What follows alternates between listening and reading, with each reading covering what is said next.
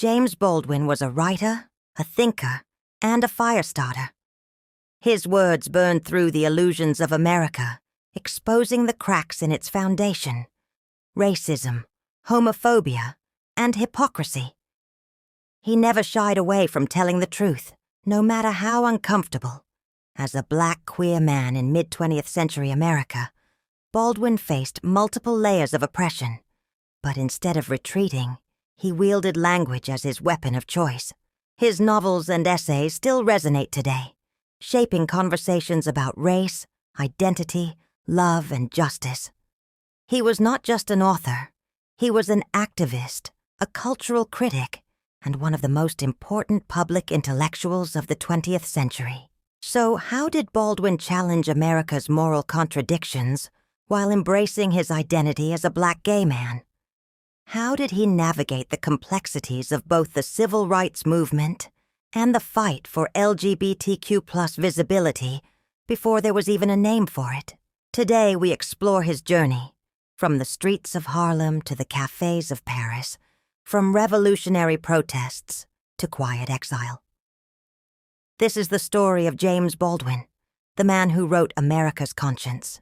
James Arthur Baldwin was born on August 2, 1924, in Harlem, New York. Harlem in the 1920s and 30s was a vibrant cultural hub, but also a place of deep poverty and systemic racism. The Harlem Renaissance had lit a fire of black artistic and intellectual excellence, but the realities of segregation, police brutality, and economic oppression remained inescapable. Baldwin was raised by his mother and his stepfather, David Baldwin, a strict and domineering preacher. His stepfather's influence loomed over his early life, pushing him toward religion. By the age of 14, Baldwin had become a junior minister, delivering powerful sermons that captured the attention of his congregation. But even as he stood at the pulpit, he felt suffocated. He wasn't sure if he believed what he was preaching. And more importantly, he knew that the church, with all its rigid expectations of black masculinity and morality, would never accept him as he truly was, a boy who loved other boys. Baldwin's refuge was literature. Harlem's libraries became his sanctuary, where he devoured works by black writers like Richard Wright and Harlem Renaissance figures like Langston Hughes, as well as European writers like Dostoevsky and Henry James. He became obsessed with the power of words, recognizing that storytelling could be just as moving as a sermon. By his teenage years, Baldwin had begun questioning everything: his faith, his identity, and the limitations of the world around him. He also became acutely aware of the racism that shaped every part of his life. At 17, he witnessed a white police officer beat one of his friends to death. The brutality of the moment would haunt him for the rest of his life and fuel his writing. Still, Baldwin knew Harlem was too small for him. He had something to say, something urgent. But America wasn't ready to hear it. So, in 1948, at the age of 24, he made the most radical decision of his life. He left. Baldwin arrived in Paris with just $40 in his pocket and no clear plan. All he knew was that he had to escape America, where racism and homophobia had made it impossible for him to breathe. He was not alone.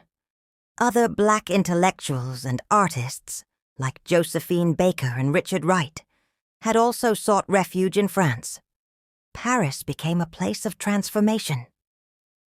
For the first time in his life, Baldwin could exist without the constant weight of American racial politics pressing down on him. While France was by no means free of racism, he was seen as an American first and a black man second, a stark contrast to his life in the U.S. It was in Paris that Baldwin finally explored his queerness openly.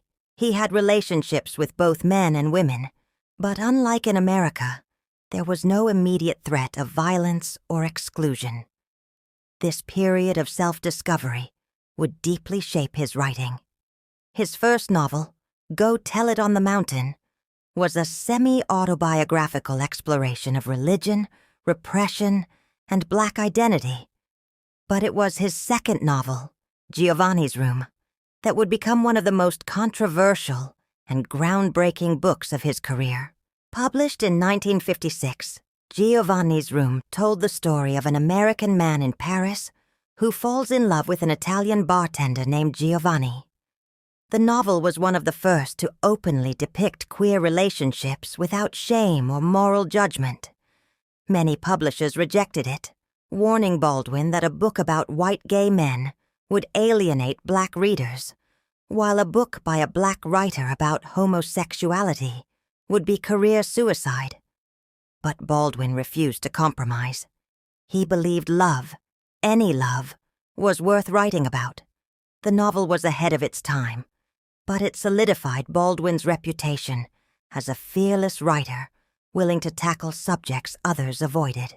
Still, despite the creative freedom Paris afforded him, Baldwin couldn't ignore what was happening back home. The civil rights movement was gaining momentum. Black people were fighting for their lives, and he felt an obligation to return to the front lines. By the early 1960s, Baldwin was back in the United States. He was no longer just a novelist.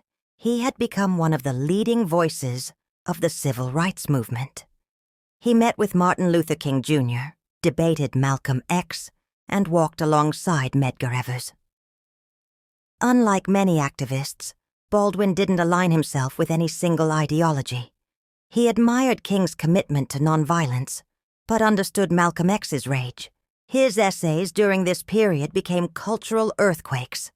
The Fire Next Time, 1963, was a warning and a prophecy. If America didn't reckon with its racism, it would burn. Baldwin didn't just address white Americans. He called out the Black community as well, urging it to reject respectability politics and fight for true liberation.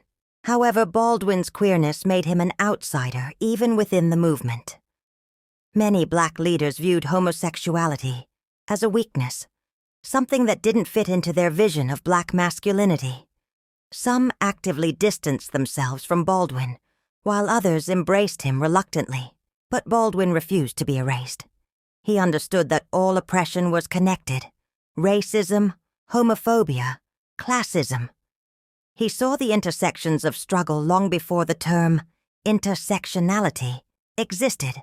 As the civil rights movement lost its key leaders, King was assassinated in 1968, Malcolm X in 1965, and Medgar Evers in 1963.